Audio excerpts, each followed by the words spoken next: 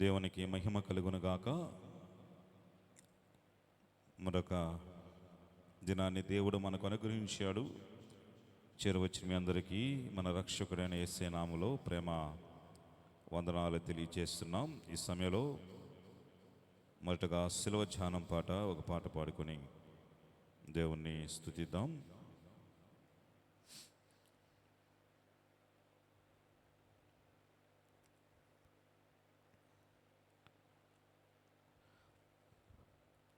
పరమును వీడిన ప్రేమ ధరలో పాపిని వెదకిన ప్రేమ, పరమును వీడిన ప్రేమ ధరలో పాపిని వెదకిన ప్రేమ, నన్ను కరుణించి ఆదరించి సేదదిచ్చి నిత్య జీవమిచ్చే, నన్ను కరుణించి ఆదరించి సేదదిచ్చి నిత్య జీవమిచ్చే, ఆశ్చర్యమైన ప్రేమ కల్వరిలోని ప్రేమ, మరణము కంటే బలమైన ప్రేమది, నన్ను జయించి నీ ప్రేమ, ఆశ్చర్యమైన ప్రేమ.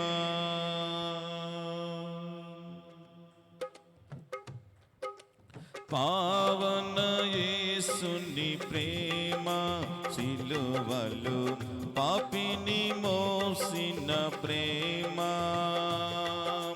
పావన యేసుని ప్రేమ సిలువలో పాపిని మోసిన ప్రేమ, నాకై మరణించి జీవమిచ్చి జయమిచ్చి తన మహిమానిచ్చే, నాకై మరణించి జీవమిచ్చి జయమిచ్చి తన మహిమానిచ్చే, ఆశ్చర్యమైన ప్రేమ కల్వరిలోని ప్రేమ, మరణము కంటే బలమైన ప్రేమది, నన్ను జయించి నీ ప్రేమ, ఆశ్చర్యమైన ప్రేమ.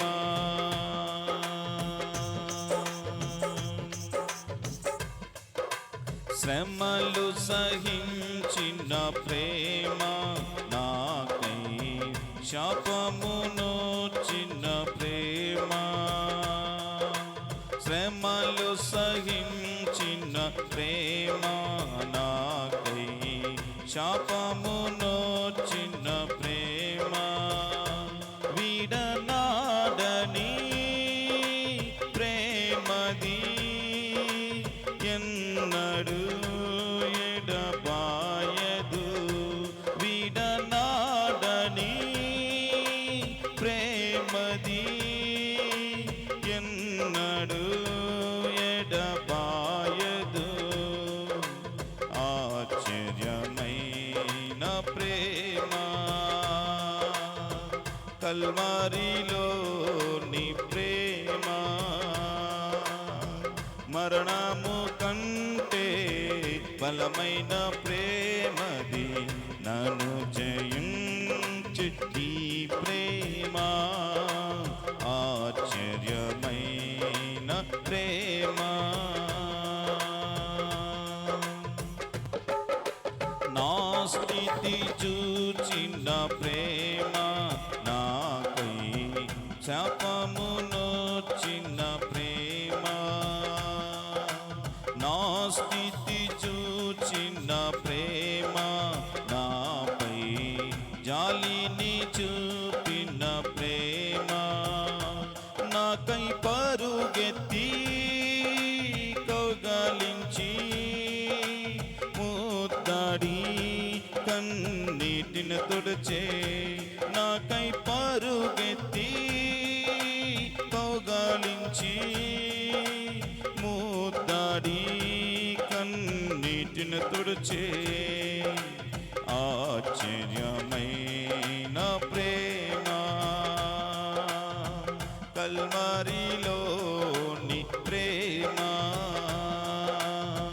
మరణము కంటే బలమైన ప్రేమది నన్ను జయించి ప్రేమ ఆశ్చర్యమైన ప్రేమ.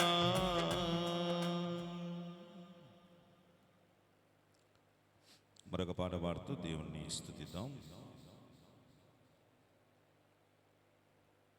నిన్నే నే కొలుతునయ్యా, నీవే నా రాజువయ్యా. యేసయ్యా యేసయ్యని శిరోజాన పాట ఆయన ప్రేమ మనం చేసుకునేటువంటి పాట పాడుతూ అందరం కలిసి దేవుని నామాన్ని స్తుతిద్దాం.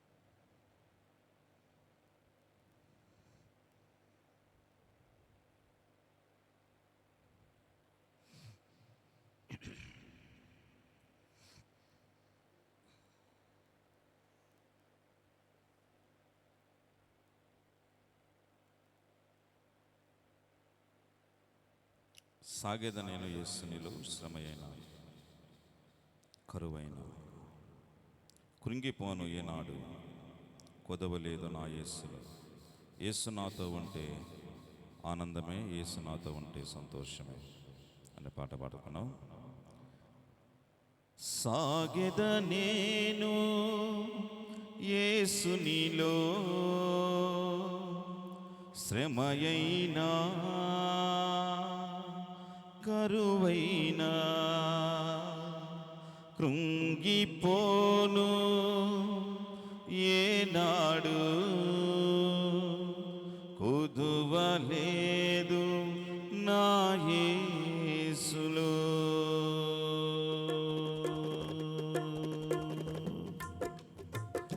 సాగెద నేను యేసునిలో శ్రమయైనా కరువైనా కృంగిపోను ఏనాడు కొదువలేదు నా యేసులో.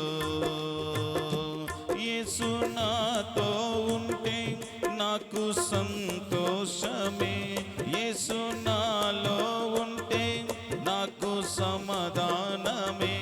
యేసు నాతో ఉంటే నాకు సంతోషమే, యేసు నాలో ఉంటే నాకు సమాధానమే.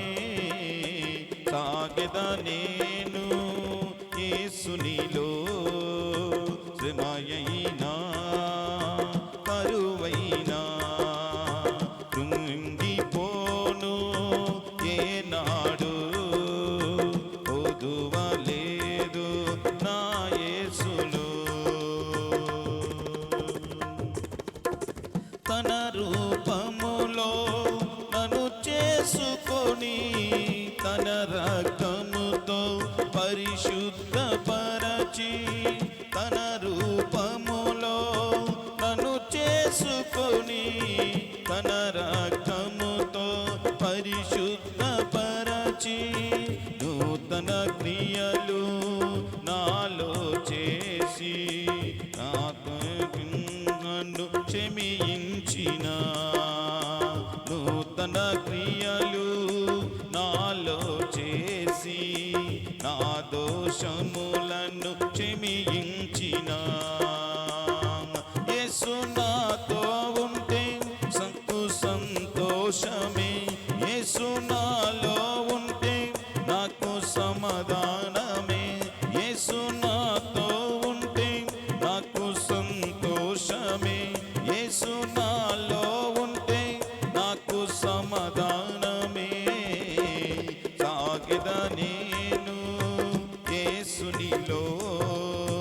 శ్రమయైనా కరువైనా కృంగిపోను ఏనాడు కొదువలేదు నా యేసుడు.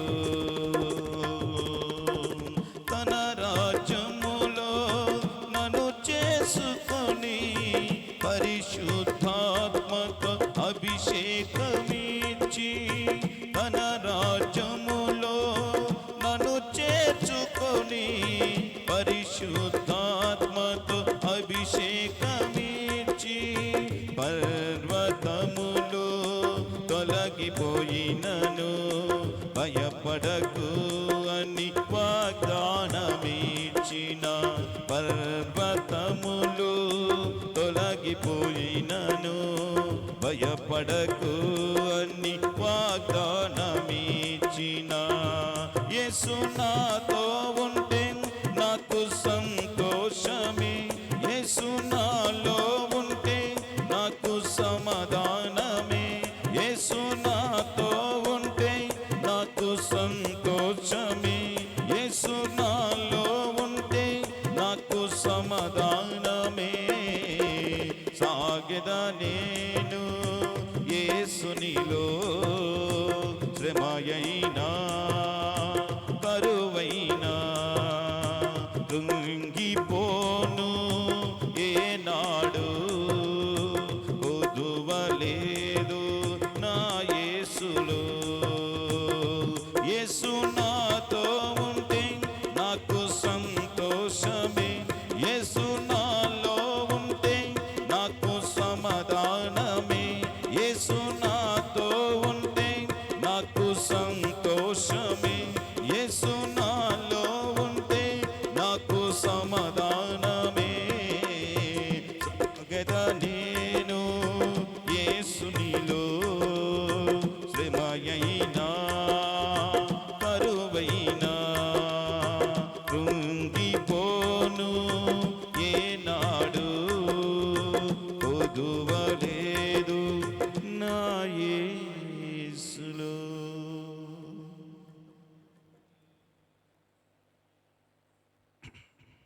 మరొక సిలువ కీర్తన అందరం కలిసి పాడుకున్నాం. దేవుని నామాన్ని స్తుతిద్దాం.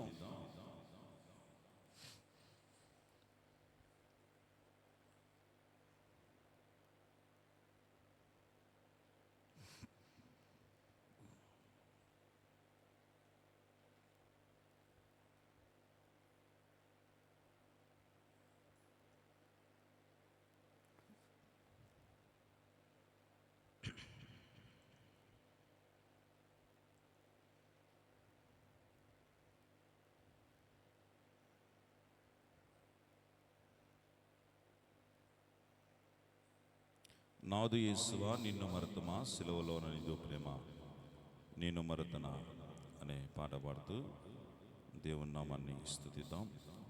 ఆయన ప్రేమను మనం చేసుకుంటూ మనము ఈ యొక్క కార్యక్రమాల్లో ముందుకు కొనసాగుదాం. నాదు యేసువా నిన్ను మరతునా సిలువలో నా నీదు ప్రేమ నేను మరతునా సిలువలో నా నీదు ప్రేమ నేను మరతునా నాదు యేసువా నిన్ను మరతునా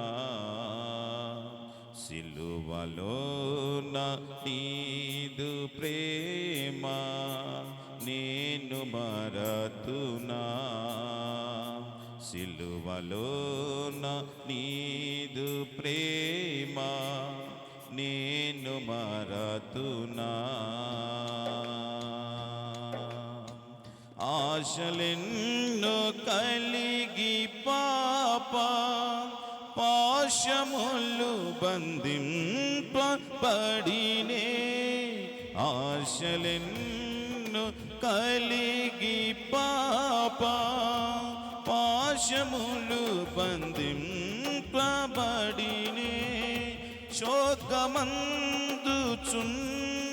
నన్ను చేరబిలచిన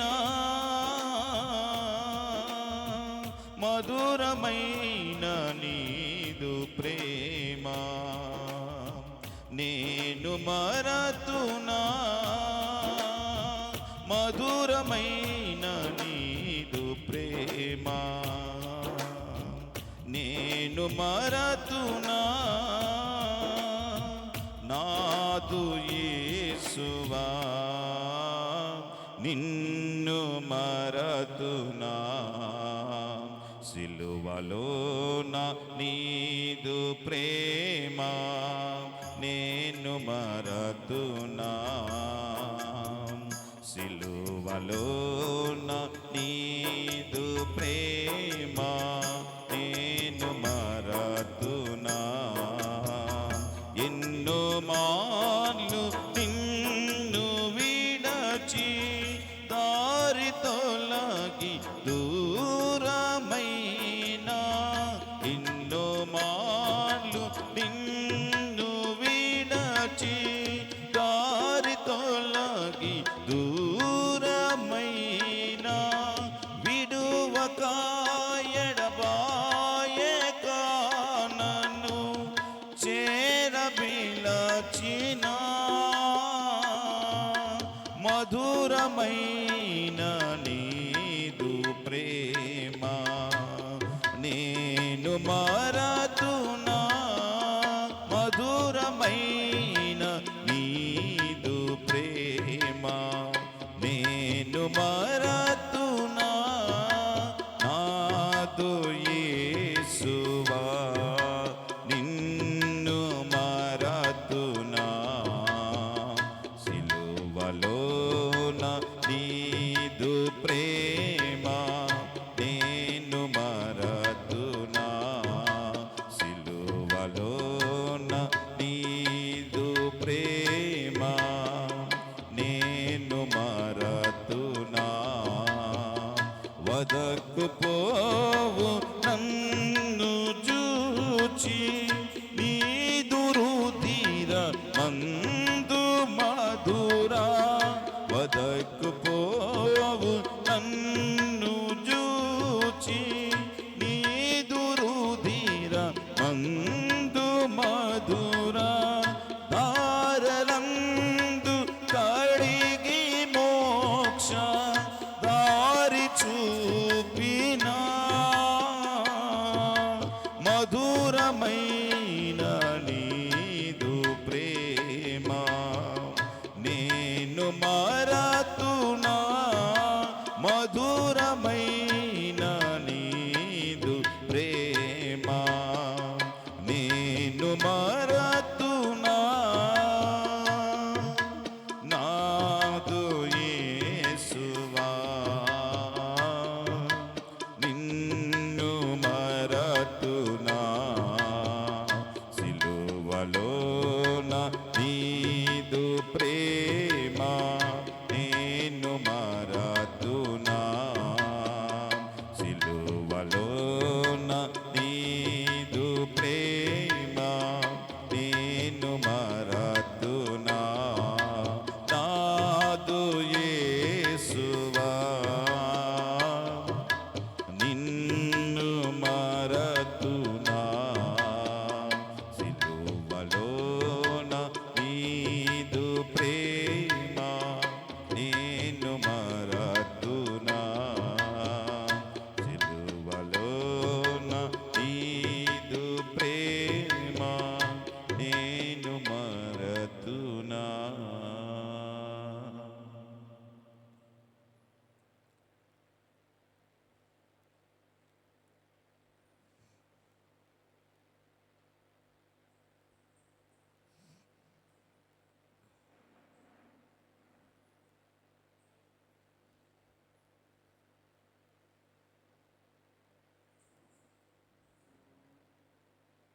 అందరికి వచ్చిన పాట మరొక పాట అందరం కలిసి పాడుకున్నాం. దేవుని నామాన్ని స్తుతిద్దాం.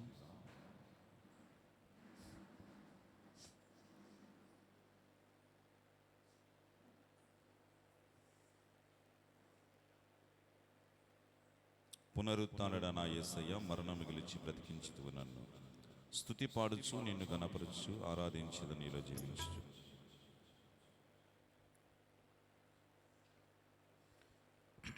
అందరు కలిసి పాడుకున్నాం.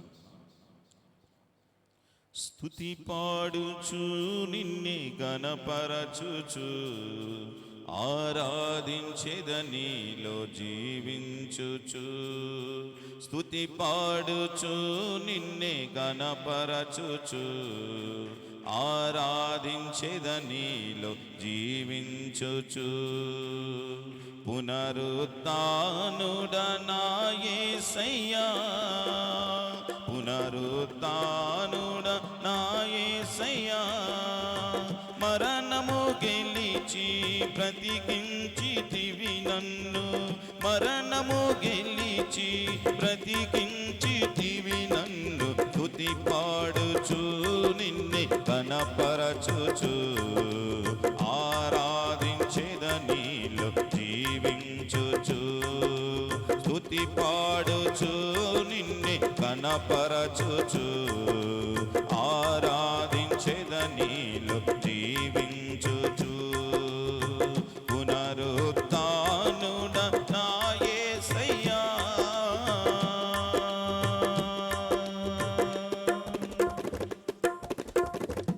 నీ కృప చేతనే నాకు నీ రక్షణ భాగ్యము కలిగిందని. నీ కృప చేతనే నాకు నీ రక్షణ భాగ్యము కలిగిందని. పాడనా ఊపిరి నాలో ఉన్నంత వరకు, నా విమోచకుడవు నీవేనని. రక్షణానందం నీ ద్వారా కలిగిందని.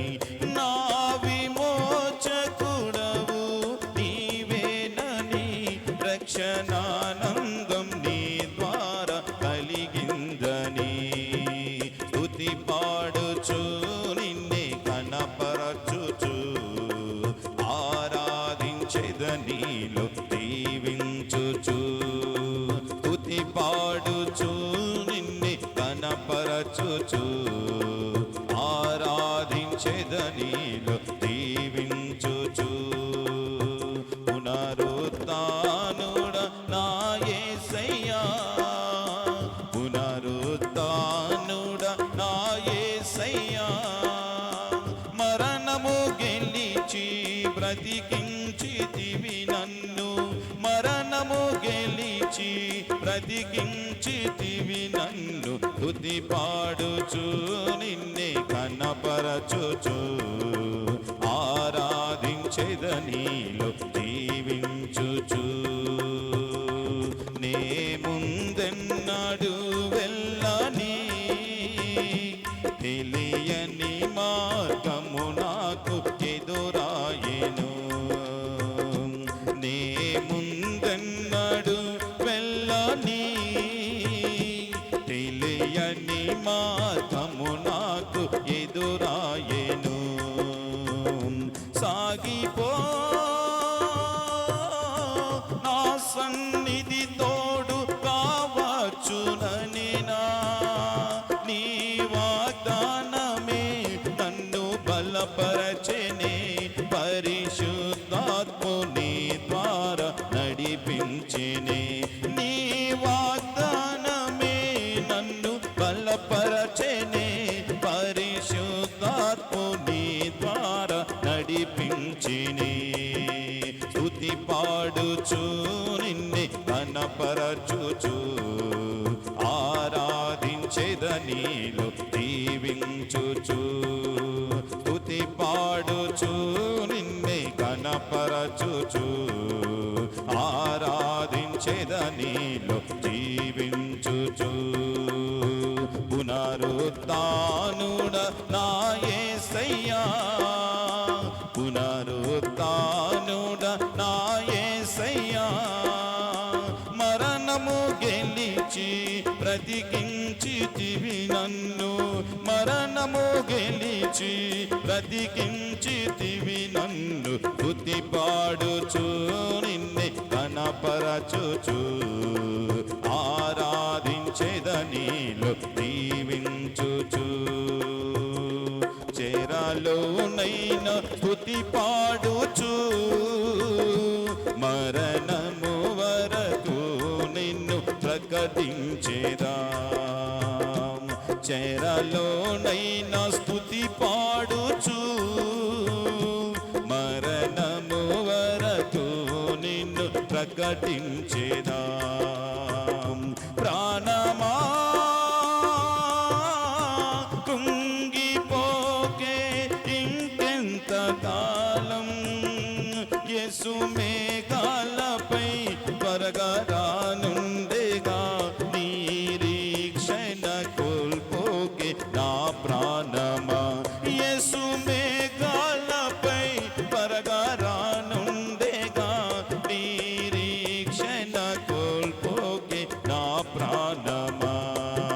స్తుతి పాడుచు నిన్నే కనపరచుచు ఆరాధించెదనీలో జీవించుచు. స్తుతి పాడుచు నిన్నే కనపరచుచు ఆరాధించెదనీలో జీవించుచు. పునరుత్థానుడ నా యేసయ్యా, పునరుత్థానుడ నా యేసయ్యా, మరణము గెలిచి బ్రతికించితివి నన్ను, మరణము గెలిచి బ్రతికించితివి నన్ను, స్తుతి పాడుచు నిన్నే కనపరచుచు ఆరాధించెదనీలో జీవించుచు. స్తుతి పాడుచు నిన్నే కనపరచుచు ఆరాధించెదనీలో జీవించుచు.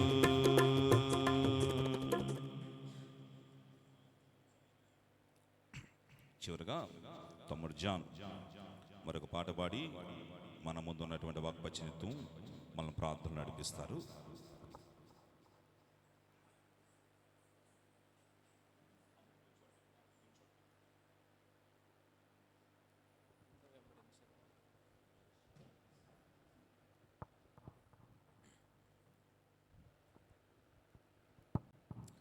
నిన్ను వెంబడించదా నీ కాడి మోయిదును అనే. అందరు లేచి నిలబడి అందరికి వచ్చిన పాట నిన్ను వెంబడించదా నీ కాడి మోయిదును అనే పాట పాడుకుందాం. నిన్ను వెంబడించేదా నీ కాడి మోయుదున్,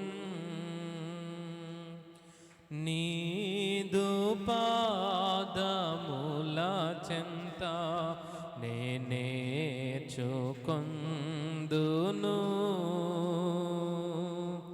నిన్ను వెంబడించేదా నీ కాడి మోయుదున్, నీదు పాదముల చెంత నేర్చుకొందును,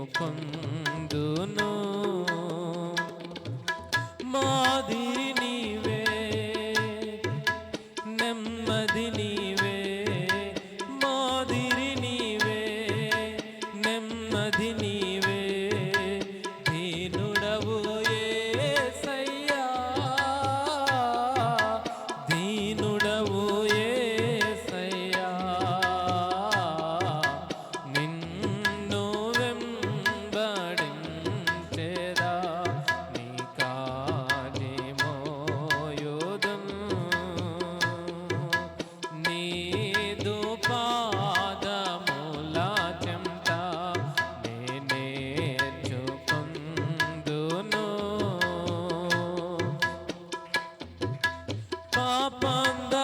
పాపాంధకారములో నుండి రక్షించి వెలిగించితివి, పాపాంధకారములో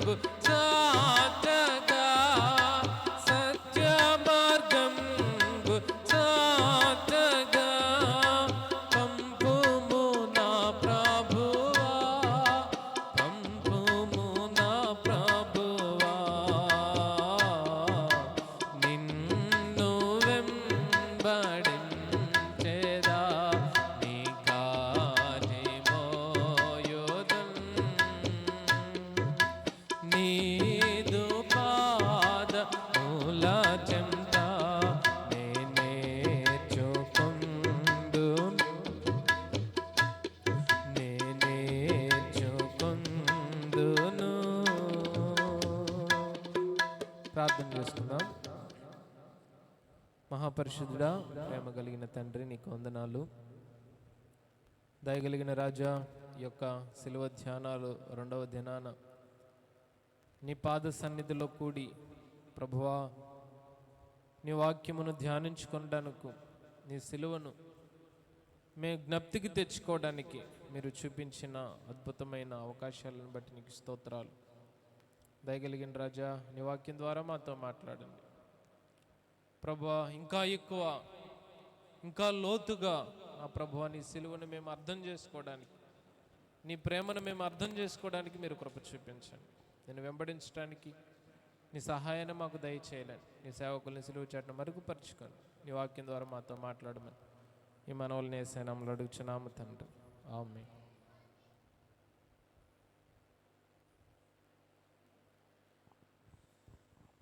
అందరం కూర్చున్నాం.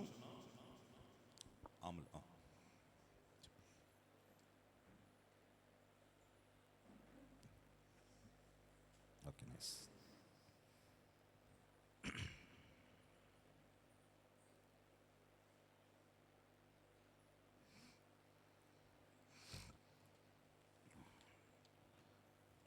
ప్రభు పక్షాన ఈ 2వ రోజు ఈ యొక్క ప్రత్యేకమైనటువంటి శిలువ ధ్యాన కోడికలకు చేరవచ్చిన మీ అందరికీ మన రక్షకుడైన యేసు నామములో ప్రేమ వందనాలమ్మా. మీరందరూ బాగున్నారా?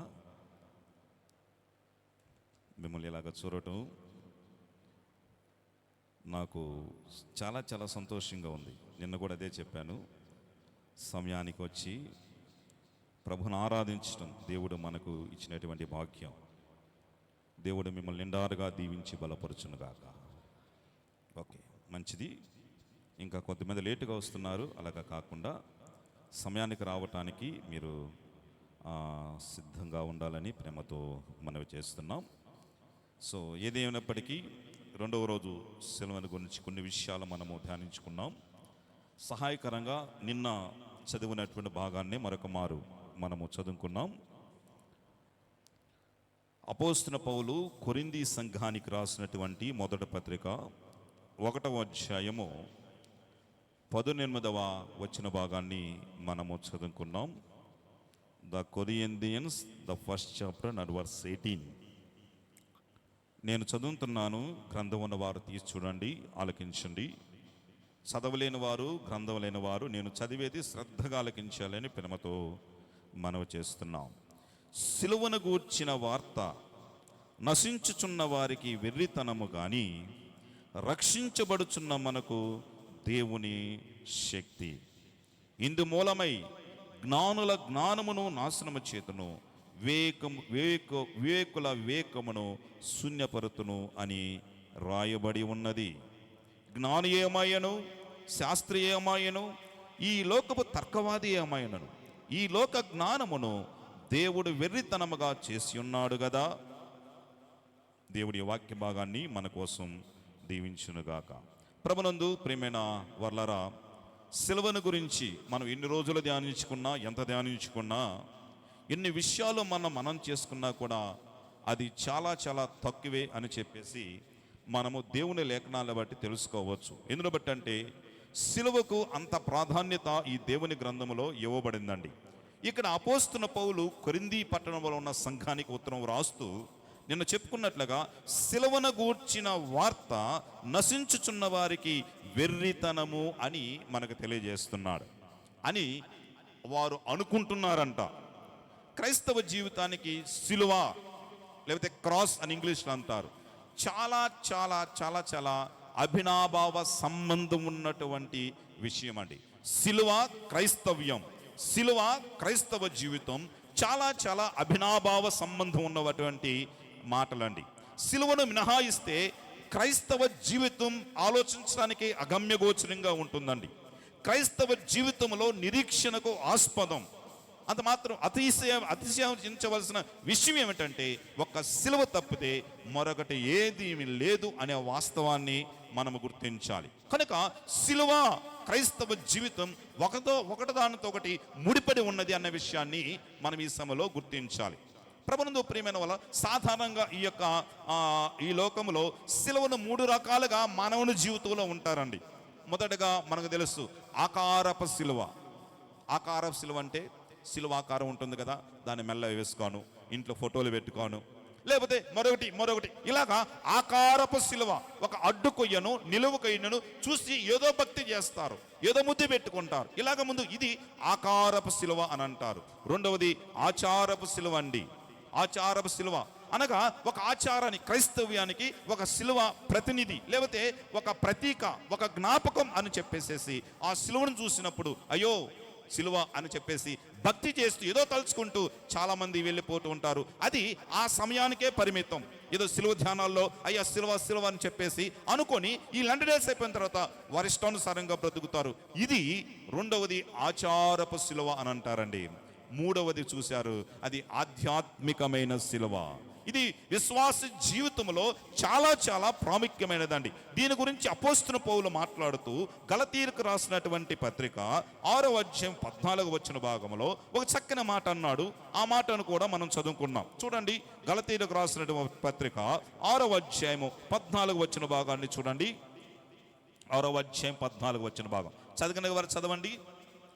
అయితే మన ప్రభువైన యేసు క్రీస్తు వారి సిలువ యందు తప్పక దేని యందు అతిశయించుట నాకు దూరమగునుగాక. ఇది ఆత్మ సంబంధమైన సిలువ, లేక ఆ సిలువ భావన అపోస్తలుడైన పౌలు హృదయంలో ఎంత భారంగా ఉందో, ఆ సిలువకు తన క్రైస్తవ జీవితంలో తన హృదయంలో ఎంతటి విలువనిస్తున్నాడో ఈ భాగంలో మనము చూస్తున్నామండి. సిలువ అనగా ఒక అవమానం అని చెప్పుకోవచ్చు. ఎందును బట్టి అంటే ఆ రోజుల్లో అందరి మధ్య అవమానపరచడానికి, అందరి మధ్య హేళన చేయటానికి, అందరి మధ్య కించపరచడానికి బహుశా సిలువ ఉపయోగిస్తారండి. ప్రియమైన సోదరులారా, సిలువ మోయిస్తే, సిలువ శిక్ష విధిస్తే వారి అవమాన పాలు చేసినట్టు ఆ రోమా ప్రభుత్వం గుర్తించేదిగా ఉండి, అలాంటి సిలువ నిన్ను నన్ను రక్షించినటువంటి యేసుక్రీస్తు వారు పొందాడు. మొదటగా సిలువ అనగా అవమానం అని చెప్పుకోవచ్చు. రెండవదిగా సిలువ అంటే శ్రమ అని చెప్పుకోవచ్చు అండి.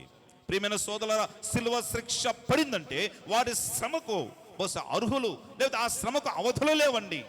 వారి ఇష్టానుసారమైనటువంటి మానవ వధ ఆ సిలువలో ఉన్నది కనుక సిలువ అంటే శ్రమ అని కూడా చెప్పుకోవచ్చు. మూడవదిగా సిలువ అంటే మరణమని కూడా చెప్పుకోవచ్చు అండి. ప్రియమైన సోదరులారా, సిలువ వేయబడినవాడు ఆ మౌనం మీద మరణించవలసినదే. మారు మీద మరణిస్తుంటే వాడు ఎంత కొట్టినా చావకపోతే 6 రోజుల తర్వాత ఆ సిలువ మీద దించి వేసేసి వారి కాళ్ళు విరగగొట్టేసేసి వారిని చంపివేసేవారంట. ఆనాటి రోమా సామ్రాజ్యం అదే రూల్ అండి. అనగా సిలువ అనంటే మరణం అని లెక్క అండి. కనుక క్రైస్తవ జీవితంలో ఇలాంటి సిలువ అనేది క్రైస్తవుని యొక్క అనుభవానికి కూడా గుర్తుగా ఉందండి. ఎందుకంటే ఒక క్రైస్తవుడు అన్నబడ్డవాడు, ఒక విశ్వాసి అన్నబడినవాడు, లేదా ఒక దేవుని నమ్ముకున్నవాడు మొదట అవమానం గురి కావాలండి. బస్ అవమానం పాలు పొందాలి. రెండవది క్రైస్తవుడైనకు శ్రమపడాలి, బాధపడాలి. నువ్వు క్రైస్తవుడందుకు ఒక పక్కవార్చ తిట్టించుకోవాలి. నీ శత్రువులు కూడా ప్రేమించేటువంటి గొప్ప మనస్సు కలిగి ఉండాలి. అంత మాత్రమే కాదు, ఒక క్రైస్తవుడు, ఒక వ్యక్తి క్రైస్తవుడైనందుకు దినదినం మరణించవలసి వస్తుందండి. పాపములో మరణించాలి, క్రీస్తులో ప్రతిదినము లేచిన వారిగా ఉండాలి. ఇలాంటి అనుభవాలు గుండా మనం ఒక క్రైస్తవుడు నడుస్తున్నాడు కనుక ఆ సిలువ అనుభవం ఒక క్రైస్తవుడుగా ఉన్నట్లుగా మనం చూస్తున్నామండి. ఇదే సిలువను మోయటం అంటే. ప్రియమైన, ఇప్పుడు మనం చదివిన భాగంలో 1వ కొరింథీయులకు రాసిన మొదటి పత్రిక 1వ అధ్యాయము 13 నుంచి 31 వరకు వచ్చిన భాగాల్లో గమనిస్తే మనకు 5 రకాలైనటువంటి వ్యక్తులు మనకు కనిపిస్తారండి. 5 రకాలైన వ్యక్తులు సిలువ గురించి ఏమంటున్నారు అని అక్కడ స్పష్టంగా మనతో మాట్లాడుతున్నాడు. ఈ 5 రకాల వ్యక్తులు, బహుశా ఈ 5 రకాల మనుష్యులు ఈ సిలువను గురించి ఏమనుకుంటున్నారో, ఏ అభిప్రాయాన్ని కలిగి ఉన్నారో, అయితే వారి అభిప్రాయంలో మనము కూడా ఎలాంటి అభిప్రాయాన్ని కలిగి ఉండాలో చాలా స్పష్టంగా ఈ 13 నుంచి 31 వరకు వచ్చిన భాగాలు మనం గమనించవచ్చండి. ఈ యొక్క 18 నుంచి 31 వరకు వచ్చిన భాగాల్లో 5 రకాల వ్యక్తులు మనకు కనిపిస్తున్నారు. మొదటగా నశించుచున్నవారు మనకు కనిపిస్తున్నారు. ఎవరండి? ఎవరు? నశించుచున్నవారు. రెండవది రక్షించబడుచున్నవారు మనకు కనిపిస్తున్నారు. మూడవది యూదులు మనకు కనిపిస్తున్నారు, నాలుగవది గ్రీసు దేశస్థులు మనకు కనిపిస్తున్నారు, చివరిదిగా ఐదవదిగా క్రీస్తును నమ్మి సిలువను ఎత్తుకొని అనుదినము క్రీస్తును వెంబడిస్తున్న క్రైస్తవులు కూడా ఈ భాగములో మనకు కనిపిస్తున్నారండి. ఎంతమంది రమక్క? ఎంతమంది కనిపిస్తున్నారు? 5 మంది కనిపిస్తున్నారు. మొదటి వారు నశించుచున్న వారు కనిపిస్తున్నారు, రెండవది రక్షించబడుచున్న వారు కనిపిస్తున్నారు, మూడవది యూదులు కనిపిస్తున్నారు, నాలుగవది గ్రీసు దేశస్థులు కనిపిస్తున్నారు, ఐదవది క్రీస్తును నమ్మి సిలువను ఎత్తుకొని అనుదినము క్రీస్తును వెంబడిస్తున్నటువంటి ఒక క్రైస్తవుడు మనకు కనిపిస్తున్నారండి. మొదటగా నశించిపోతున్న వారు సిలువను గురించి ఏమనుకుంటున్నారో అక్కడ మనం చదువుకున్నాం కదా, 18వ వచన భాగంలో. నశించిపోతున్న వారికి సిలువ ఎలాగా ఉంది? వెర్రితనంగా ఉందండి, వెర్రితనంగా ఉంది. పాపాత్ములైన మనుషులు క్షమించటానికి, ఈ పాపాత్ములైన మనిషిని పాపము లేనటువంటి ఆ పుణ్యరాజ్యములో చేర్చటానికి పాపరహితుడు, పాపం ఎరుగినట్టు పుణ్యాత్ముడు ఈ లోకానికి వచ్చేసేసి మనందరి జీవితాలను క్షమించి మనందరి జీవితాల్లో బాగు చేసి ఆ శిలువ మీద తన ప్రాణం అర్పించడానికి వచ్చినటువంటి ఆ శిలువ మీద ఉన్న యేసు, ఆ శిలువను బహుశా నశించుచున్న వారికి ఎలాగా ఉందండి? వెర్రితనంగా. ఏంటండి? నిజమా అండి? వాస్తవం అండి. యేసుక్రీస్తు వారు కలువరి శిలువలో చచ్చిపోవటం ఏంటండి? ప్రియమైన సోదరులారా, ఆ ఈ శిలువ ద్వారా ఇంత కార్యం జరుగుతుందా? వీరేదో క్రైస్తవులు ఏదో అనుకుంటారండి, వీరు పిచ్చివాళ్ళండి, వీరు వెళ్ళివాళ్ళండి అని చెప్పేసి ఒక క్రైస్తుని యొక్క నమ్మకాన్ని, ఒక క్రైస్తుని యొక్క విశ్వాసాన్ని, ఒక క్రైస్తుని యొక్క నిరీక్షణను ఏం చేస్తున్నారు? ఇక్కడ వెర్రితనంగా భావిస్తున్నట్లుగా మనం చూస్తున్నామండి. ప్రియమైన సోదరులారా, అందరి కొరకు మరణించినటువంటి ఆ యేసుక్రీస్తు వారు శిలువ మీద ఉండడం చూసి ఈ శిలువను గురించి వార్త నశించుతున్న వారికి వెర్రితనంగా ఉన్నదండి. ఈ శిలువను గురించిన వార్త, ఈ శుభవార్త కొందరికి పిచ్చితనంగా ఉందండి. కొంతమంది అంటారండి ఈ లోకంలో, ప్రేమ శిలువ మీద ఉన్న యేసుక్రీస్తు వారు ఆయనే రక్షించలేకపోయినా, ఆయన బందీగా పెట్టినే బహుశా ఆయన మనల్ని ఏమో రక్షిస్తాడండి అని చెప్పేసి చాలా మంది వ్యంగ్యంగా మాట్లాడతారు. వాళ్ళు అనుకుంటారు నేను తెలివిగా మాట్లాడుతున్నానని. ఆనాడే బహుశా కొన్ని వేల సంవత్సరాల క్రితం యేసుక్రీస్తు వారు సిలువలో ఉన్నప్పుడే కింద ఉన్నటువంటి వారు అని అన్నారండి. దొంగ అన్నాడండి. ఆయనే రక్షించుకో, మమ్మల్ని కూడా రక్షించు అని అన్నాడు. ప్రియమైన సోదరులారా, ఆయన రక్షించలేకపోయినా మమ్మల్ని ఎలాగ రక్షిస్తున్నాడని అజ్ఞానంగా మాట్లాడుతున్నారు. కానీ ఆయన ఆ రోజు అలాగా వ్రేలాడబట్టి, ఆయన ఆ రోజు అలాగ కొట్టబట్టి, ఆ రోజు అలాగ శిలువ మీద ఉండబట్టి, ఆ శిలువ శ్రమను, ఆ శిలువ మరణాన్ని అనుభవించబట్టి ఈనాడు మనందరికీ ఈ రక్షణ భాగ్యం మనం కలిగి ఉన్నామండి. ఈ నిశ్చయత మనం కలిగి ఉన్నాం. ఆ నిత్యరాజ్యంలో స్థానం ఉన్నది, మనము నీతిగా తెచ్చబడ్డాం అన్నటువంటి ఒక దృఢ సంకల్పం మన హృదయంలో, నా హృదయంలో ఉందంటే దానికి కారణం ఎవరండి? ఆ శిలువ మీద వేలాడుతున్న యేసుక్రీస్తు వారు, ఆ శిలువ. ప్రియమైన సోదరులారా, ప్రియమైన సోదరి, ఈ సమయంలో దేవునితో మాట్లాడుతున్నాడు. ఈ శిలువ నశించుచున్న వారికి వెడుతనంగానే కనిపిస్తుంది. ఎందుకంటే వారి మనోనేత్రాలకు ఈ యుగ సంబంధమైన దేవత ఏం కలుగు చేస్తుందంట? గుడ్డితనం కలుగు చేస్తుంది. కనుక వారికి హాస్యాస్పదంగానే ఉంటుంది, వారికి నవ్వులాటిగా ఉంటుంది, వారికి పిచ్చితనంగానే ఉంటుంది. ప్రియమైన సోదరుల, జీవితం దుర్భరం అవుతున్నా, జీవితాన్ని మార్చుకోలేకపోయినా కూడా, వ్యసనాలతో బందీ అయినా కూడా, ఒక స్థిరమైన నిరీక్షణకు ఆధారం లేకుండా ఆధారం లేనివాడుగా తిరుగుతున్నా కూడా ఆ శిలువ చెంతకు రాలేకపోతున్నారు. కారణం వారి మనోనేత్రాలకు శిలువ ఒక వెర్రితనంగా కనిపిస్తుందండి. నెమ్మది లేదు, శాంతి లేదు, సమాధానం లేదు. కారణం వారు శిలువను నమ్మకపోవటమే అని దేవుని లేఖనం స్పష్టంగా మనతో మాట్లాడుతుంది. నశించుచున్న వారికి యేసుక్రీస్తు వారి శిలువ ఎలాగా కనిపిస్తుందండి? వెర్రితనంగా కనిపిస్తుంది. రెండవ గుంపు చూద్దాం. రెండవ వారు ఎవరెవరండి? రక్షించబడుచున్నవారు. వీరికి శిలువ ఎలాగా కనిపిస్తుంది? దేవుని శక్తిగా కనిపిస్తుందండి. వీరు శిలువ చెంతకు వస్తారు, శిలువ చెంతకు చేరుతారు, శిలువ విలువ తెలుసుకుంటారు, రక్షించబడతారు. ఫలితంగా పాపం మీద, బహుశా వారికి పాపానికి వారి మీద అధికారం లేకుండా చేసుకుంటారండి. స్వతంత్రులుగా బ్రతుకుతారండి. ఇక పాపానికి వారి జీవితంలో ప్రభుత్వం లేదని దేవుడు మాటలు మనతో మాట్లాడుతున్నాయి. ప్రియమైన సోదరుల, ఒకప్పుడు పాపానికి బానిసం మనం, ఒకప్పుడు దోషానికి బానిసం, ఒకప్పుడు వ్యసనానికి బానిసం, ఒకప్పుడు బహుశా భయంకరమైనటువంటి విషయాలకు మనం బానిసం. కానీ ఇప్పుడైతే ఆ శిలువ చెంతకు మనం చేరాం, ఆ సిలువ మనకు వెరితనంగా కనిపించడం లేదు. ఆ సిలువ ఒక శక్తిగా కనిపిస్తుంది కనుక, అయ్యా నీ సిలువ నీడకు వచ్చాను నాయన, అయ్యా నీ సిలువ దారికి వచ్చాను ప్రభా, నీ సిలువ చెంత చేరాను ప్రభా, నన్ను మన్నించు, క్షమించు అని చెప్పేసి మనం క్షమాపణ పొందుకున్నాము కనుక బహుశా మనకి ఎలాగా కనిపిస్తుందండి? దేవుని శక్తిగా, నన్ను రక్షించినటువంటి శక్తి సిలువలో ఉన్నది, నన్ను విమోచించినటువంటి శక్తి సిలువలో ఉన్నది, నన్ను బలపరిచినటువంటి శక్తి సిలువలో ఉన్నది, నన్ను దేవునితో సమాధానపరిచినటువంటి శక్తి సిలువలో ఉన్నదని బహుశా రక్షించబడినటువంటి నీవు అనుకుంటున్నావంటే ప్రియమైన వాళ్ళరా, అది సిలువకు ఉన్నటువంటి విలువండి. ప్రియమైన సోదరులారా, ఇలాగ పాపము కింద నలిగిపోతూ ఈ మానవుడు సిలువ చెంతకు చేరకుండా ఉన్ననాడు వాడు జీవితం దుర్భరంగానే ఉంటుంది. కానీ సిలువ విలువ తెలుసుకొని, సిలువ శక్తి తెలుసుకొని బహుశా యేసు దగ్గరికి వస్తే తప్పకుండా సిలువ శక్తి వారి జీవితాలను మారుస్తుందండి. సిలువ శక్తి వారి జీవితాన్ని మారుస్తుంది. అందుకు రోమాపత్రిక 6వ అధ్యాయం 14 వచ్చిన భాగంలో ఒక మాట ఉంది. ఆ మాటను కూడా మనం చదువుకున్నాం. రోమాపత్రిక 6వ అధ్యాయము 14వ వచ్చిన భాగాన్ని చూడండి.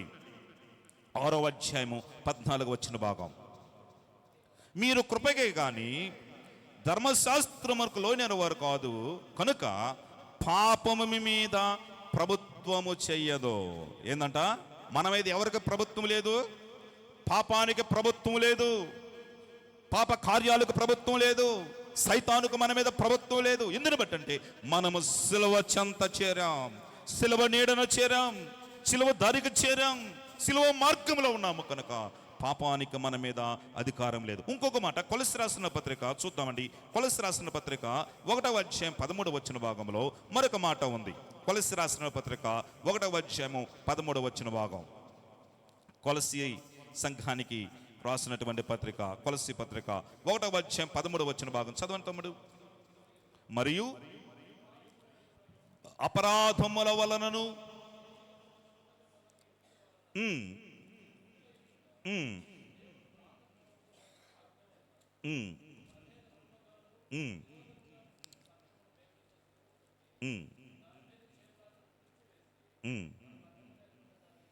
ఎస్తివేసి మన అపరాధములన్నిటిని క్షమించి ఆయనతో కూడా మిమ్మల్ని జీవింపచేసెను. అనగా ఇంకొక మాట ఏంటంటే, వాస్తవానికి మనం అంధకార సంబంధమైన అధికారములో ఉన్నవారమి, అంధకార సంబంధమైనటువంటి అధికారములో నలిగిపోవలసిన వారమి. అలాంటి మనలను ఈ సిలువ కార్యం, అందులో ఉన్న దేవాతి దేవుడు మనల్ని విడిపించి దేవుని రాజ్యానికి వారసులుగా చేశారని చెప్పేసి ఇక్కడ తెలియజేస్తున్నాడు. అందుకే రక్షించబడుచున్న మనకు సిలువ ఎలాగా ఉన్నదండి? దేవుని శక్తిగా ఉన్నదండి. సిలువ విలువ తెలుసుకున్నావు ప్రియమైన సోదరులారా? ఏదో వస్తున్నావు పోతున్నావు కాదు. ఈ యొక్క కూడికల్లో సిలువ యొక్క గొప్పతనాన్ని, సిలువ యొక్క విలువను, సిలువ అనేది నీ జీవితంలో ఏం చేసిందో అన్న వాస్తవాన్ని గుర్తించాలన్నది ఈ యొక్క కూడికల యొక్క ఉద్దేశం అండి. ప్రియమైన సోదరులారా, ఇంకా సిలువ దగ్గరకు రాకపోతే మనిషి జీవితం అంధకారమే. ఆ భాగాలను చూపించడానికి సమయం లేదండి. సిలువ దగ్గరకు రాకపోతే ఆ మనిషి జీవితం అసమాధానమే. సిలువ దగ్గర రాకపోతే ఆ మనిషి జీవితం బంధకమే. కానీ సిలువ వారిని విడిపించింది కనుక వారికి శక్తిగా వారు గుర్తించారండి. మొదటిగా నశించున్న వారికి యేసుక్రీస్తు వారి సిలువ విరితనమైతే, ఈ రక్షించబడుతున్న వారికి, బహుశా ఈ రక్షించబడుతున్న సమాజానికి సిలువ ఒక శక్తి ఏంది. మూడవ వ్యక్తి యూదా గుంపు ఉందండి. వీరు సిలువను గురించి ఏమనుకుంటున్నారు? అపోస్తలుడైన పౌలు అదే ఇందాక మనం చదివాం కదా, కొరింథీయులకు రాసినటువంటి మొదటి పత్రిక 1వ అధ్యాయము 22-23 చదవండి. 22-23 చదవండి. అక్కడ సిలువను గురించి యూదా జనం ఏమంటున్నారో చూద్దాం. 1వ అధ్యాయం 22-23. యూదులు సూచన క్రియలు చేయమని అడుగుతున్నారు, గ్రీసు దేశస్థులు జ్ఞానం వెదుగుచున్నారు. 21 కూడా చదువుతాముడు. 22. యూదులు సూచన క్రియ చేయమని అడుగుచున్నారు అని అంటున్నాడండి. ప్రియమైన సోదరులారా, అంత మాత్రం ఆ తర్వాత భాగాల్లో 24వ వచనం, ఆయన యూదులకు ఆటంకముగాను అన్య జనులకు వెర్రితనముగాను ఉన్నాడు. యూదులకు ఎలాగున్నాడంట? ఆటంకంగా ఉన్నాడు. ప్రియమైన సోదరుల, సిలువ మీద ఉన్న యేసు, ఆ సిలువ ఈ యొక్క యూదులకు ఆటంకంగా ఉన్నారు. యూదులంటే ధర్మశాస్త్రాన్ని నిష్ఠగా పాటించేవారండి. ఆ శతాబ్దంలో ధర్మశాస్త్రాన్ని నిష్ఠగా పాటిస్తూ చర్చిలకు దేవాలయాలకు వెళుతూ దేవుణ్ణి పూజిస్తూ యాగాలు బలులు చేస్తూ ఇదే భక్తి అనే భ్రమలో ఉన్నటువంటి వారు నిష్ట కలిగినటువంటి వారండి. వారికి ఆచరణ అవసరం లేదు, ఆచారమే కావాలి, ఆచారమే కావాలి. ప్రేమైన సోదరులారా, ఈ ధర్మశాస్త్రం ఏం చేస్తుందంటే నీ క్రియల ద్వారా నువ్వు రక్షించబడతావు, నీ క్రియల ద్వారా నువ్వు విమోచించబడతావు, నీ క్రియల ద్వారా నువ్వు ముక్తికి చేరతావు అని చెప్తుంది. కానీ యేసుక్రీస్తు వారు వచ్చిన తర్వాత నీ క్రియల ద్వారా నువ్వు రక్షించబడలేవని చెప్పేసి ఆ ధర్మశాస్త్రాన్ని కొట్టివేసి మనందరి నిమిత్తము ఆ కలువరి శిలువలో యేసుక్రీస్తు వారు చనిపోయారండి. అది నమ్మటం లేదు యూదులు, అది నమ్మటం లేదండి.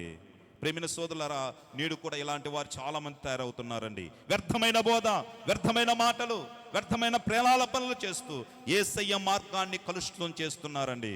మేము కూడా క్రైస్తవులమే, మేము కూడా పెద్దలమే, మేము కూడా దేవుణ్ణి నమ్ముకున్నాం, మేము కూడా ప్రార్థన చేస్తాం అని చెప్తూ మనుషులను ప్రక్కదోవ పట్టించేటువంటి బోధకులు చాలా మంది నేడు బయలుదేరారండి. ప్రేమైన సోదరులారా, చివరకు వారు భ్రష్టులవుతం కాకుండా పక్క వారిని కూడా భ్రష్టత్వానికి గురి చేసేవారుగా నేటి సమాజం ఉన్నదండి. ఇలాంటి వారు వాక్యాన్ని వ్యతిరేకమైన మార్గాల మీదకి బోధిస్తున్నారండి. వీరెవరండి? ఆదివారం ప్రార్థనకి వెళ్ళిన అవసరం లేదు, శనివారమే ప్రార్థన అని చెప్పేసి భ్రష్టులుగా మారిపోయినటువంటి సమాజం నేడు చాలా మంది ఉన్నారండి. అజ్ఞానంతో మాట్లాడుతున్నారు, దేవుని వాక్యాన్ని ప్రక్కన పెడుతున్నారు. ప్రియమైన 5,000 ఇస్తే బాప్తీసం ఇస్తారంటమ్మా. ప్రియమైన వాళ్ళరా, ఇలాంటి వారు నేడు బయలుదేరారండి. ప్రియమైన సోదరులారా, ప్రియమైన సోదరి, ఇలాంటి వారు యూదులకు సూచనగా ఉన్నారు. వీరు శిలువ మీద ఉన్నటువంటి యేసును, ఆయన మార్గాన్ని, ఆయన బోధను ఆటంకంగా భావిస్తున్నారు. ధర్మశాస్త్రాన్ని దేవుని చేత కొట్టివేయబడినటువంటి ఈ ధర్మశాస్త్రాన్ని బహుశా తీసివేసి, ప్రియమైన సోదరులారా, ధర్మశాస్త్రమే పరమాదుగా భావిస్తూ అబద్ధ బోధ చేస్తున్నారు. ఇలాంటి వారు యూదులండి. వీరికి ఎలాగ ఉన్నదండి? యేసుక్రీస్తు వారు ఆటంకంగా ఉన్నారు, బైబిల్ ఆటంకంగా ఉంది, బైబిల్ బోధలు ఆటంకంగా ఉన్నాయి, బైబిల్ ఆజ్ఞలు ఆటంకంగా ఉన్నాయి. అయ్యా, నువ్వు అల్లరితో కొన్ని ఆటపాటలు చూడకూడదంటే వాళ్ళు ఏం చెప్తున్నారు? ఓ నీ ఇష్టం, నువ్వు సినిమాలు చూడొచ్చు, షికారులు లేచు, అన్నీ చేయొచ్చు, ఆదివారం వచ్చి ప్రభువా తండ్రి నీకు స్తోత్రం అంటే అయిపోద్ది అంటున్నారండి. ప్రియమైన సోదరులారా, జాగ్రత్త. సిలువ నీడకు చేరిన నీవు ఈ యూదుల వలె అడ్డదారులు తొక్కవద్దు. నిజమైన మార్గం, సత్య మార్గం, యేసుక్రీస్తు వారి మార్గం, సిలువ మార్గం మనకు బోధించబడి ఉన్నది. ఆ మార్గంలో నువ్వు ముందుకు పోవాలండి. 4వది, నేను బహుశా నశించున్న వారికి యేసుక్రీస్తు వారి సిలువ విరితనంగా ఉంది. 2వది, రక్షించబడుతున్న వారికి యేసుక్రీస్తు వారి సిలువ దేవుని శక్తిగా ఉంది. 3వదిగా, యూదులకు దేవుడి సిలువ ఆటంకంగా ఉంది. 4వదిగా, గ్రీసు చేసిస్తున్నారండి. ఈ ప్రపంచంలో చాలా ఉన్నతమైన జ్ఞానం కలిగిన వారు ఎవరైనా ఉన్నారంటే వారెవరండి? గ్రీసు దేశస్తులండి. వారు చాలా పరిశోధకులు. ఒక విషయాన్ని చెప్పామనుకోండి, విని వెంటనే నమ్మరు. ఇది నిజమా, ఇది వాస్తవమా, ఇలా ఎలాగ సాధ్యం అని చెప్పేసేసి పరిశోధించేటువంటి పరిశోధకులుగా ఉన్నారండి. వీరు సిలువను గురించి ఏమనుకుంటున్నారు? ఈ సిలువలో ఏముందండి, అయినా ఈ సిలువ రక్షించడం ఏంటండి, బహుశా ఈ సిలువ ఎలాగ రక్షిస్తుంది అని చెప్పేసి తన జ్ఞానముతోటి ఆలోచిస్తూ సిలువను చిన్న చూపు చూస్తున్నారు ఈ గ్రీసు దేశస్తులు ఆనాడండి. వీరి గురించి పౌలు ఏం చెప్తున్నాడు? 29వ వచనాన్ని చూడండి. 29వ వచన భాగం వీరి గురించి పౌలు ఏం చెప్తున్నాడు? అదే కొరింథీయులకు రాసిన మొదటి అధ్యాయము 29వ వచన భాగం. వీరి గురించి ఏం చెప్తున్నాడు? ఏ జ్ఞానులను సిగ్గుపరచుటకు లోకములో నుండి వెర్రి వారిని దేవుడు ఏర్పరచుకున్నాడు, బలవంతులైన వారిని సిగ్గుపరచుటకు లోకములో బలహీనులైన వారిని దేవుడు ఏర్పరచుకొని ఉన్నాడు. ప్రియమైన సోదరులారా, ఈ సిలువ గ్రీసు దేశస్తుల జ్ఞానాన్ని అజ్ఞానంగా చేస్తే బహుశా జ్ఞానులైన వారిని సిగ్గుపరచడానికి అజ్ఞానులైన వారిని జ్ఞానవంతులుగా చేసిందండి. యేసుక్రీస్తు వారు శిష్యులు వెళుతుంటే భూమిని తల్లకిందులు చేసేవారు వస్తున్నారన్నారండి. వారెవరండి? వారు చదువా? కాదు. వారి తెలివా? కాదు. అది మాత్రమే కాదు, వారి అధికారమా? కాదు. వారి హోదానా? కాదు. ఏంది? యేసు క్రీస్తు వారి సిలువను ప్రకటిస్తున్నటువంటి ఆ శిష్యులను ఏమన్నారు? భూమిని తల్లకిందులు చేసేవారు వస్తున్నారు అని అన్నారండి. కనుక ప్రభునందు ప్రియమైన సోదరులారా, జ్ఞానుల జ్ఞానాన్ని విరితనంగా చేసింది ఈ సిలువ. అజ్ఞానులను జ్ఞానవంతులుగా చేసి సిలువ చెంతకు చేర్చేటట్లు చేసిందండి. ఇక్కడ సిలువ అంటే, ఇక్కడ ఒక విషయాన్ని గమనించాలి. ఇక్కడ సిలువ అంటే నిలువ కొయ్యి, అడ్డ కొయ్యి కాదండి. సిలువ అంటే సిలువ మీద ఉన్న యేసుక్రీస్తు వారు మనం చూడాలి. నేను సిలువ అన్నప్పుడల్లా ఆ సిలువ మీద ఉన్న యేసుక్రీస్తు వారిని చూడాలండి. నీకోసం రక్తసిక్తమైన దేహముతో శిలువ మీద ఉన్న యేసుక్రీస్తు వారిని చూడాలి. చేతి మీద గాయాలు, కలలో మేకులు, విబంధ నాగేలు చాలా దున్నబడినటువంటి ఆ యేసుక్రీస్తు వారిని మాత్రమే చూడాలండి. ఒకవేళ నీ జీవితంలో అజ్ఞానంతో ఉన్నావేమో, అది మాత్రమే. ఒకవేళ నీ జీవితంలో తృణీకరించబడేవాడిగా ఉన్నావేమో, ఒకవేళ నీ జీవితంలో నీ బంధువుల చేత త్రోసివేయబడేవాడిగా ఉన్నావేమో, ఒకవేళ నీవు లెక్కలోనికి రానివాడిగా ఉన్నావేమో, దేవుడు ఈ సమయంలో వాగ్దానం ఇస్తున్నాడు. నీవు సిలువ చెంతకు చేరగలిగితే, అనగా యేసు యొద్దకు నువ్వు రాగలిగితే నీ జీవితాన్ని మార్చగలడండి. ఆనాడు గ్రీసు దేశస్థుల జ్ఞానము యేసుక్రీస్తు వారిని తెలుసుకోవటానికి ఉపయోగపడలేదు. కానీ ప్రేమైన సోదరు, సిలువ చెంతకు చేరిన మనకు దేవుడు జ్ఞానాన్ని ఇచ్చాడు. ఆ జ్ఞానం యేసుక్రీస్తు వారిని తెలుసుకోవటానికి ఉపయోగపడిందండి. కనుక అజ్ఞానంలో ఉన్న మానవాళికి ముక్తికి మార్గము చూపించబడే జ్ఞానం ఈ సిలువ యొద్ద దొరుకుతుందండి. కనుక ఈ మనుషుల జ్ఞానం ఈ లోకానికి పరిమితం, ఈ మనుషుల జ్ఞానం కొన్ని వాటికే పరిమితం. కానీ దేవుని జ్ఞానము, ఈ సిలువ జ్ఞానం మనుషులను జ్ఞానవంతులుగా మారుస్తుందని ఈ యొక్క వాక్యాన్ని బట్టి మనం నేర్చుకోవాలి. ప్రియమైన సోదరులారా, ప్రియమైన సోదరి, ఇటు జ్ఞానమును నేర్చుకున్నావా?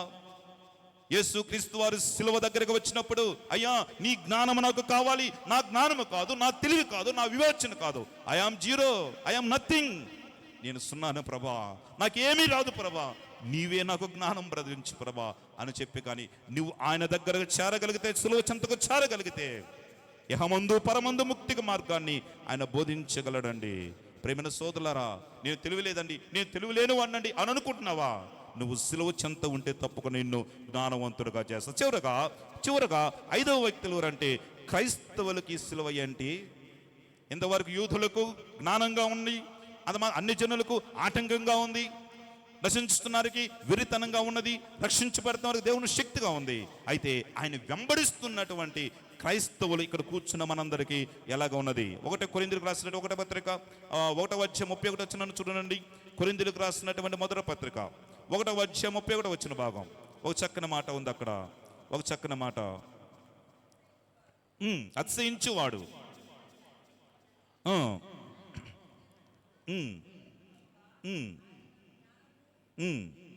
నీతియు పరిశుద్ధతయు విమోచనము ఆయన. అతిశయించువాడు ప్రభు యందే అతిశయింపవలెనని రాయబడినది నెరవేరినట్లు దేవుడి మూలముగా ఆయన మనకు జ్ఞానమును నీతియు పరిశుద్ధతయు విమోచనము ఆయను. ఈ క్రైస్తవునికి సిలువ మీద ఉన్న యేసయ్య ఏమి చేస్తున్నాడు? జ్ఞానముగా ఉన్నాడు. సర్వాన్ని సృజించినటువంటి సృష్టికర్త ఆయన. నీకు జీవాన్ని ఇచ్చాడు, నీకు జీవితాన్ని ఇచ్చాడు, నీ బ్రతుకునిచ్చాడు. నువ్వు ప్రతి క్షణము కాపాడబడుతున్నావంటే, ప్రతి క్షణము నీకు ఆయన కృపలో వర్ధిల్లుతున్నావంటే, అంత మాత్రమే ఆయన క్షేమాన్ని కలిగి ఉన్నావంటే, నీకు ఇచ్చిన జీవాధిపతి ఆయన పాపం నుంచి విడిపించగలడు, ఆయన పాప పరిహారకుడు అని ఈ యేసయ్య అని తెలుసుకునే జ్ఞానము దేవుడు నీకు అనుగ్రహించాడు.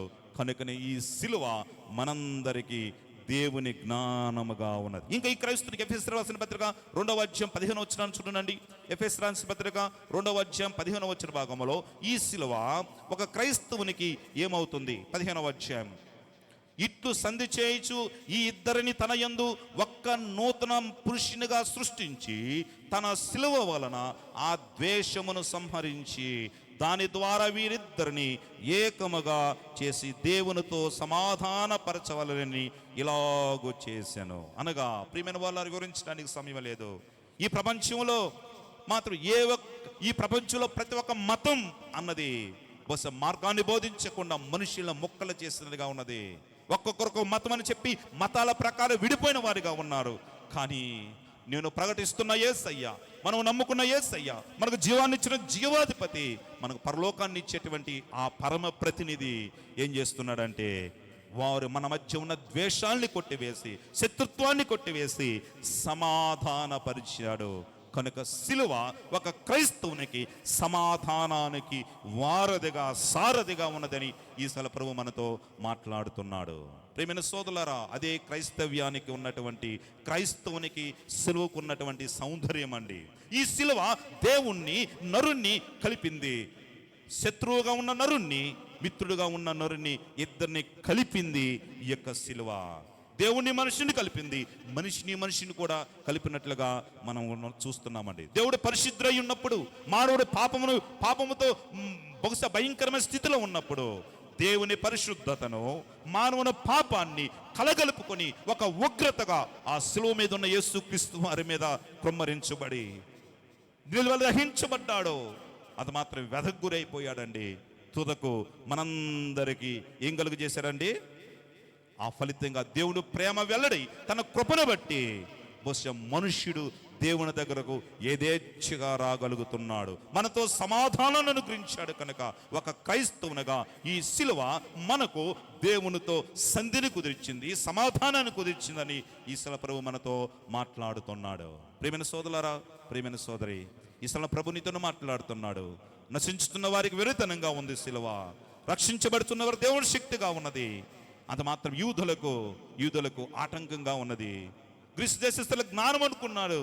అది మాత్రమే కాకుండా ఒక క్రైస్తవునిగా దేవునికి మనకు ఒక సమాధానానికి వారధిగా అయింది. ఇక్కడ కూర్చున్న నీకు ఏమవుతుంది? సిలువ గురించి ఏమి నేర్చుకున్నావు? సిలువ నా జీవితంలో ఏమి చేసిందని నువ్వు నమ్ముతున్నావు?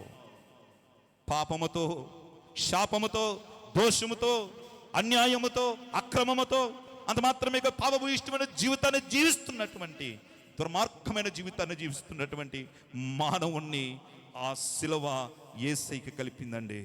అంతకంటే నీకు భాగ్యం ఏమన్నా ఉన్నదా? ప్రియమైన సోదరులారా, అయ్యా నీ శిలువ చెంత నేను చేరినాడు, నా పాపాలన్నీ పరిహరించబడ్డాయి అయ్యా అని చెప్పేసి ఆ ప్రభువుని మనం స్తుతిస్తూ మన అక్కర్లన్నీ ప్రభువు చెంత చేద్దామా? అందరిలోకి తల వంచండి, కళ్ళు మూసుకురండి, మోకాళ్ళ మీదకి రాగలను మోకాళ్ళ మీదకి రండి, ఆ మోకాళ్ళ మీదకి మోకాళ్ళ మీద రండి. అయ్యా నీ శిలువ నన్ను నీ దగ్గరికి చేర్చింది ప్రభా.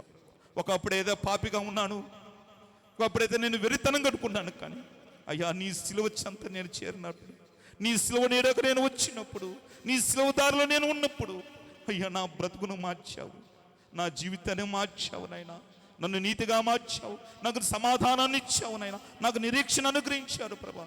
అయ్యో ఆ పరమ పవిత్రైన ఆ దేవుణ్ణి, పాపపు ఇష్టమైనవి మంటి మానవుణ్ణి ఇద్దరిని కలబట్టానికి నీ శిలువ మార్గమైందని నాతో మాట్లాడావు నాయనా. పాపాల ఒడిలో నేను పడిపోయి ఉన్నప్పుడు అయ్యా, పాపాల ఒడిలో నేను పడిపోయి ఉన్నప్పుడు, ఏ దారి కానలాక ఉన్నప్పుడు అయ్యా నీ చెంత నేను చేరాను. అయ్యా నీ శిలువ నన్ను నీ చెంత చేర్చిందని చెప్పి ఆ శిలువను స్తుతిస్తూ, ఆ శిలువను ధ్యానం చేస్తూ మన కళ్ళన్నీ ప్రభు చెంతడుదామా? అయ్యా నీ దగ్గర నేను దిగంబరిగా ఉన్నాను, అది మాత్రమే కదా, ఏమి రిక్తుడిగా ఉన్నాను, అజ్ఞానిగా ఉన్నాను ప్రభా. నాకు ఏమి చేత కాదునైనా నా జీవితాన్ని నీకు అప్పగిస్తున్నానయ్యా. నీ శిలువ దగ్గర నా జీవితాన్ని పెడుతున్నాను ప్రభా. నా జీవితాన్ని దిద్దవా, నా బ్రతుకుని దిద్దవా, నా యొక్క బిడ్డలను హెచ్చించవా, నా కుటుంబాలను దిద్దవా. అయ్యో నా గ్రామంలో, నా కుటుంబంలో నేను అధముడిగా ఉన్నాను ప్రభా, లెక్కలేని వాడిగా ఉన్నాను, లెక్కలోని రానివాడిగా ఉన్నాను ప్రభా. విలువలేని నా జీవితాన్ని విలువగా మార్చేటువంటి శిలువ అయ్యా నీవేనని చెప్పేసి, నా జీవితాన్ని మార్చేది నీవేనని చెప్పేసి నాతో మాట్లాడారు ప్రభా. నన్ను దర్శించిన ఆయన నా కర్రలు తీర్చిన కొద్ది నిమిషాల సేపు, ఒక 5 నిమిషాల సేపు మన వ్యక్తిగతంగా ప్రార్థన చేద్దాం.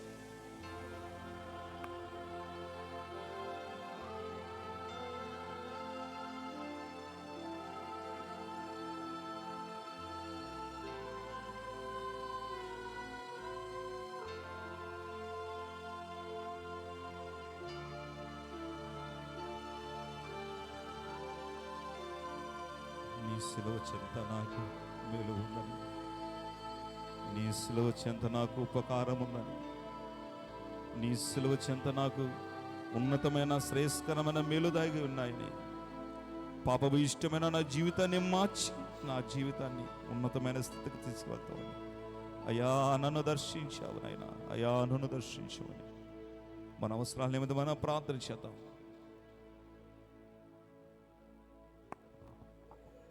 పాపాల ఊబిలో పడి ఉన్న నన్ను నీ ప్రేమతో నన్ను లేపావయ్యా.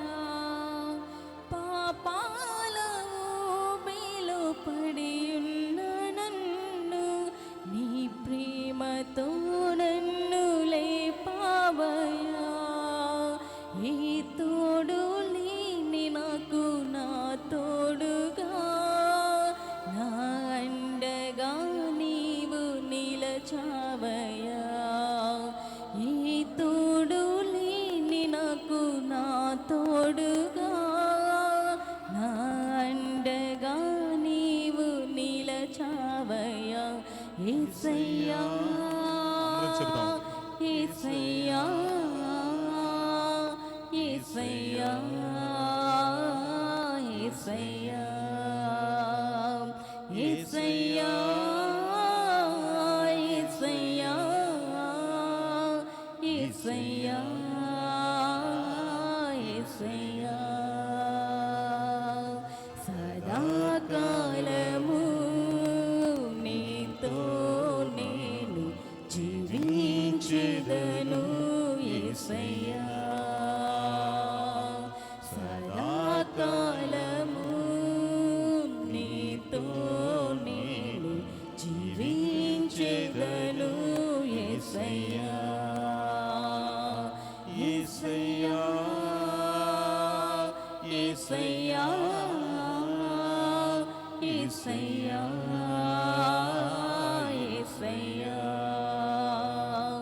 యేసయ్యా యేసయ్యా యేసయ్యా యేసయ్యా. మహాగుణుడా, మహోన్నతుడా, సర్వోన్నతుడా, సర్వాధికారి, నీ శ్రేష్ఠ నామానికి వందనాలు ప్రభా. ఈ యొక్క రెండవ రోజు కొడుకులో నీ అద్భుతమైన సందేశాన్ని మాకు అందించారు. నీ సిలువ మా జీవితాన్ని దిద్దుతుందని, నీ సిలువ మా అధమైన జీవితాన్ని ఉన్నతంగా హెచ్చిస్తుందని. అయ్యో, ఈ సమాజంలో మేము లెక్కలేని వారిగా ఉన్నావేమో, అయ్యా ఈ సమాజంలో విలువ లేని వాడిగా ఉన్నామో, కానీ నీ సిలువ మాకు విలువనిస్తుందని, విలువైన వారుగా చేస్తుందని అయ్యా నాతో మాట్లాడారు ప్రభా. ఈ యొక్క సమయంలో ఎవరు ఏ ప్రార్థన అయితే చేశారో అయ్యా ప్రార్థన మీరు ఆలకించారని మేము నమ్ముతున్నాం ప్రభా. వారు అక్కర తెచ్చండి నాయనా, వారి అర్థమైన జీవితాన్ని అద్భుతంగా మార్చబడి మేము ప్రార్థన చేస్తున్నాం ప్రభా. దావీదు కుమారుడా, దావీదు కుమారుడా, మా ప్రార్థన ఆలకించయ్యా, మా ప్రార్థన ఆలకించు ప్రభా, మా మొర ఆలకించు నాయనా, నీకు స్తోత్రం ప్రభా. ఎవరు ఏ ప్రార్థన అయితే చేశారో ఒక్కొక్కరు హృదయ వాంఛ తీర్చేదేవా, వారి జీవితంలో ఉన్నతమైన మేలు జరుగును గాకని మేము ప్రార్థన చేస్తున్నాం ప్రభా. మీ అద్భుతాన్ని కలిగించండి, మీ ఆశ్చర్యాన్ని జరిగించండి, నీ ఆశ్చర్య కార్యాలు ఈ బిడ్డల జీవితాల్లో యేసయ్య నామములో జరుగును గాకని మేము ప్రార్థన చేస్తున్నాం ప్రభా. అయ్యా నీ పాదాలు పట్టుకుంటాం, నీ పాదాలు పట్టుకుంటాం. ఒక్కొక్కరిదో ఒక్క ఆశ, ఒక్కొక్కరిదో ఒక్క వేదన, ఒక్కొక్కరిదో ఒక అనారోగ్యం, ఒక్కొక్కరిదో ఒక్క విషయంలో ఇబ్బందికరమైన పరిస్థితులు నెలకొంటూ ఈ సమయంలో చేతులు చాచి నీ వైపు ప్రాణమిలుతున్నారు నాయన. అయ్యా అయ్యా, నీ వైపు వచ్చిన చేతుల్ని ఎప్పటికీ నువ్వు విడిగా విజిగా దింపేవాడు కాదు ప్రభా. నిన్నైనా ఆశీర్వాదాలతో నింపండి ప్రభా. వారి శరీరాలను శ్రమ పెట్టుకొని, వారి ఇబ్బంది పెట్టుకొని నీ పాద సన్నిధిలో చేరి అయ్యా తండ్రి ప్రభా అబ్బా అంటూ నీ పాద సన్నిధికి వస్తుండగా నీ ఉన్నతమైన సహాయాన్ని యేసయ్య నామములో ఈ వారికి అనుగ్రహించమని మేము ప్రార్థన చేస్తున్నాం. నీ అద్భుతాలు ఆశ్చర్యాలు జరిగించి ముందు కొనసాగించు. వాళ్ళ హృదయాలు అత్యధికమైన ఆనందముతో ముందు కొనసాగదు. నీ ఉన్నతమైన సహాయాన్ని దయచేయమని ఇక్కడ చేరిన ప్రతి ఒక్కరిని పేరు పేరు వలసిన దీవించు. ఒక్కొక్కరు ఒక్కొక్కరు ఒక్కొక్కరు అయ్యా వారి ప్రార్థన ఆలకించారు. ఆలకించినందుకు నీకు వందనాలు, అనుగ్రహిస్తున్నందుకు నీకు వందనాలు ప్రభా.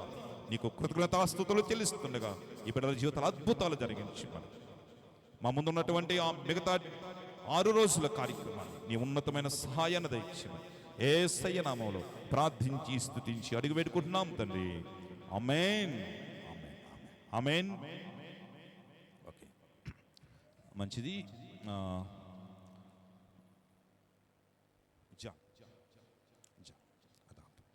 మధ్యలో ఈ సమయంలో మనం ముగించుకున్నాం. యాక్చువల్గా నిన్న దినము మేము తీసుకొచ్చాం కదా